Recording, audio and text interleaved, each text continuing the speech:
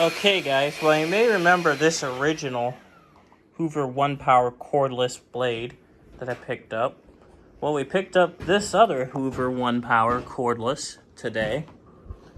We have that Hoover React over there. Well, we found out this one actually runs. It's a battery problem. And, well, here we have another one we picked today that Alex is messing with. And this one works perfectly fine. There we go. Now it should start sucking through there.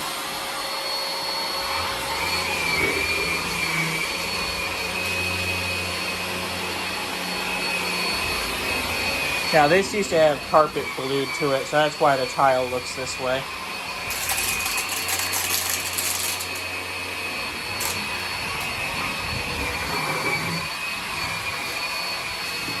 can see all the filth just swirling in there.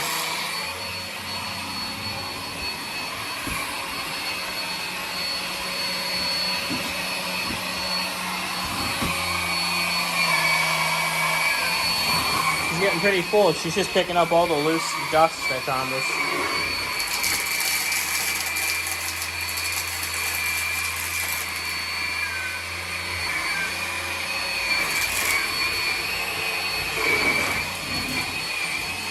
Also got this charger with it too.